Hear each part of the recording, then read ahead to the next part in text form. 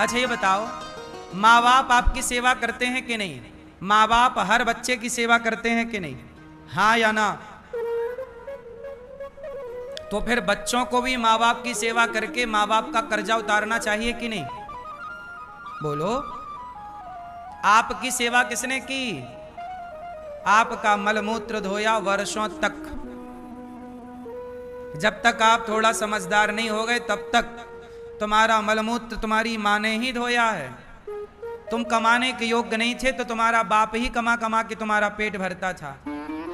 तो जब तुम असमर्थ थे, जब तुम बच्चे थे, तब तुम्हारे माँ बाप ने तुम्हारे लिए पूरा सहयोग किया और माँ बाप का पूरा पूरा कर्तव्य निभाया। तो जब तुम बड़े हो गए तो माँ बाप की सेवा करके माँ बाप का ऋण जो आप पर चढ़ा है सेवा का, अब आप माँ बाप की सेवा करके वो ऋण क्यों नहीं चुकाते भैया? धर्म तो यही है ना कि आप हमारी सेवा करें तो हम भी आपकी करें, तब ना चुकेगा। क्यों भैया? चुकेगा कैसे? ऐसी आप हमारी सेवा करो, हम भी आपकी सेवा करें। तो माँ बाप ने आपकी सेवा की, अब आप माँ बाप की सेवा करो। तो सेवा करते नहीं है तो ऋण उधार रह जाता है। उसी अब ऋणी होके मर जाओगे। माँ बाप 4 ऋण होते हैं, मातृ ऋण, पितृ ऋण, देव ऋण और ऋषि ऋण। सबकी खोपड़ी में 4 ऋण होते हैं। पहला ऋण किसका है? माता का। इसलिए माँ बाप को भागवत सुनवाओ, तीर्थ यात्रा कराओ, माँ बाप को सुखी रखो, तब जाके माँ बाप का ऋण उतरता है। इसलिए कहता हूँ भागवत जी कराया करो। अभी 26 जून से कथा होगी भागवत जी के पोथी पाठ, अपने माँ बाप के लिए आप भी कराओ, जीते जी कराओ। मरने के बाद तो कराना ठीक है, जीते जी कराओगे तो मरने के बाद जरूरत नहीं पड़ेगी। जीते जी नहीं कराए तो फिर भैया मरने के बाद भी कराओ तो अच्छा है। तो माँ के ऋण से कब उतरोगे? जब माँ की सेवा करोगे। मातृ ऋण, पितृ ऋण। मातृ ऋण स्त्रियों को भी होता है। जब आप अपने सास की सेवा करती हो तो तुम्हारा मातृ ऋण उतरता है। अच्छा ये बताओ, आपकी माता को एक तराजू के पलड़े पे रखा जाए और आपकी सास को एक तराजू के पलड़े पे रखा जाए। तराजू के एक पलड़े पर आपकी जन्म देने वाली माँ को और दूसरे पलड़े पर सास को रखा जाए तो स्त्रियां जवाब देंगी, बताओ किसका पलड़ा भारी होगा? सास का पलड़ा भारी होगा कि माँ का? जोर से। मैया क्या बोलती तू? किसका पलड़ा भारी है? किसका? दोनों का बराबर होना चाहिए, मतलब तुम्हारे हिसाब से चलेगा सब, है ना? राम का और रावण का पलड़ा बराबर हो सकता है? आप कहो नहीं जी बराबर होना चाहिए, नहीं हो सकता। जन्म देने वाली माँ, ये बात केवल स्त्रियों के लिए है, पुरुष के लिए अलग बात होगी। पुरुष के लिए ये होगी कि पुरुष को तो उसकी जन्म देने वाली माँ का पलड़ा ही सदा भारी होगा। जन्म देने वाली माँ ही सदा भारी है, उस माँ से भारी कोई नहीं। बोलो हाँ। लेकिन स्त्रियों का धर्म अलग है। स्त्री का धर्म अलग कैसे है? जैसे पुरुष का धर्म अलग होता है और स्त्री का धर्म, दोनों का धर्म अलग अलग है। अब स्त्री का धर्म क्या है? तुम्हारी माता ने तुम्हें पाल पोस कर बड़ा किया, उसके लिए धन्यवाद। सदा आप ऋणी रहोगी अपने माँ की भी। तुम्हारी माँ है, तुम्हें जन्म दिया है, तुम्हें उसको जरूरत पड़े तो अपनी जन्म देने वाली माता की भी बुढ़ापे में सेवा करना। कई बार भाई लोग नहीं करते सेवा, निकाल देते हैं। बेटा सेवा ना करे तो बेटियों को सेवा करनी चाहिए, यही धर्म है। पर सास और माँ, स्त्री के लिए ये बात इसलिए कह रहा हूं कि तुम्हारी जो माँ है वो सिर्फ तुम्हारी माँ है, लेकिन जो तुम्हारी सास है ना, वो सास क्या है वो सुनो। आपकी सास क्या है? माँ।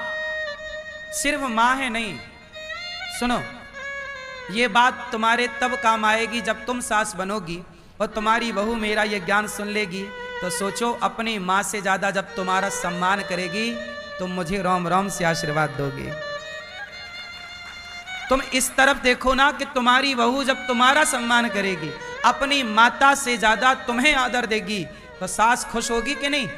सुनो, कारण बोल रहा हूं, बिना रीजन के कोई बात नहीं करता मैं। कारण सुनो, कारण ये है कि जो सास होती है ना, वो आपके पति की मां है। सास जो है वो आपके पति की कौन है? जोर से।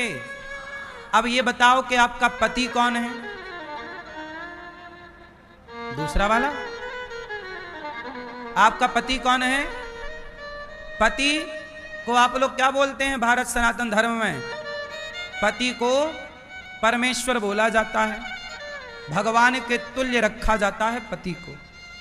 तो पति जब भगवान है तो वो सास तो तुम्हारे भगवान की भी भगवान है।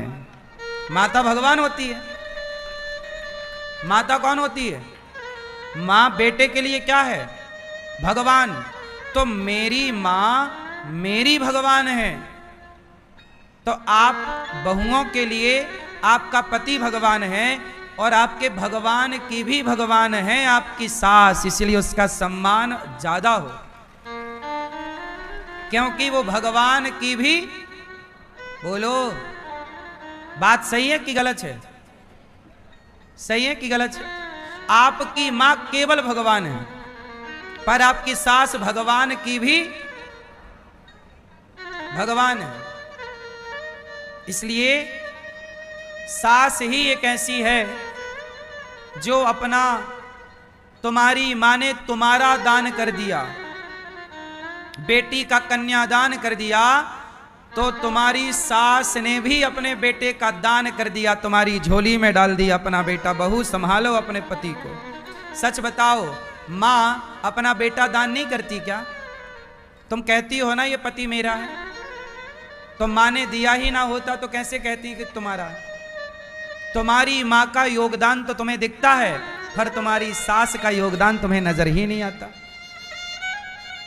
तुम्हारी मां ने तो तुम्हें दान कर दिया, कन्यादान, पर तुम्हारी सास ने तो अपना बेटा उठा के तुम्हारी झोली में डाल दिया। संभालो। हाँ कि ना?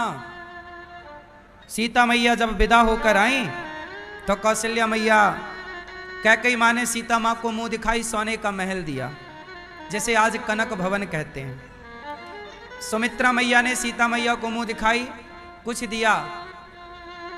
सुमित्रा मैया ने मुंह दिखाई, क्या दिया सीता मैया को? अपना बेटा लक्ष्मण। सीता, आज से ये लक्ष्मण तेरा बेटा है, मेरा नहीं, और आप इसे अपना दास बना के रखना, ये सदा आपका बेटा, जहां जरूरत पड़े लक्ष्मण को याद कर लेना। कैकेयी माता ने सीता मैया को मुंह दिखाई, सोने का महल दिया, और सुमित्रा मैया ने मुंह दिखाई, अपना बेटा लक्ष्मण सौंप दिया कि लक्ष्मण, आज से तुम्हारी माता मैं नहीं, सीता तुम्हारी मां है और राम तुम्हारे पिता है। अब बात आई कौशल्या मैया की। कौशल्या मैया ने सीता मैया को मुंह दिखाई, क्या दिया था पता है आप लोगों को? भाई, बहुओं को सास मुंह दिखाई कुछ नेंग देती है कि नहीं? ये परंपरा है। आपकी सास ने कुछ दिया था? क्यों मैया, आप दिया था क्या? अंगूठी। मैया, आपकी सास ने क्या दिया था? कुछ नहीं, सास ही नहीं थी, पहले ही तय हो चुकी थी। आपकी सास ने क्या दिया था? चैन। वाह, अच्छी सास है, बहू को चैन दे रही है, चैन से रहना। इससे बड़ा और क्या कि वो सास चैन दे दे, चैन से रहने दे रही है। तो अभी है वो चैन वैन? और सास है? सास नहीं है, लेकिन सास की चैन है। बढ़िया। किसी की सास अंगूठी देती है आजकल, किसी की सास चैन देती है, किसी की हार देती है, किसी की सास कुछ देती होगी। पर कौशल्या मैया ने सीता मैया को क्या दिया? क्या दिया? कौशल्या मैया बोली कि सीता, आज तक मेरे राम को कोई भर नजर देखा नहीं, मैं देखने नहीं देती किसी को। कौशल्या मैया, जब राम खड़े होते हैं और कोई राम को जरा टुकुर टुकुर देखता रहता है तो कौशल्या मैया टोक दे, ए पलक तो झपका, मेरे राम को नजर लगाएगी क्या? कैसे देख रही है? कड़ी नजरों से। आज तक कौशल्या मैया ने किसी को राम को टकटकी लगाकर देखने नहीं दिया, एक भर नजर से देखो। और जैसे बिहारी जी में पर्दा बंद होता रहे, ऐसे कौशल्या मैया भी पर्दा लिए खड़ी रहती है, राम को ऐसे ना देखना, नजर लग जाएगी। तिनका तोड़ती रहती थी मैया, राम को लंबे टाइम तक मत देखो, थोड़ा पलक झपका लो। पर कौशल्या मैया बोली, सीता आज से मैं तुम्हें अपने राम को जी भर देखने का अधिकार दे रही हूं। यही मुंह दिखाई है। एक मां अपना बेटा सौंप रही है अपनी बहू को, इससे बड़ा त्याग क्या हो।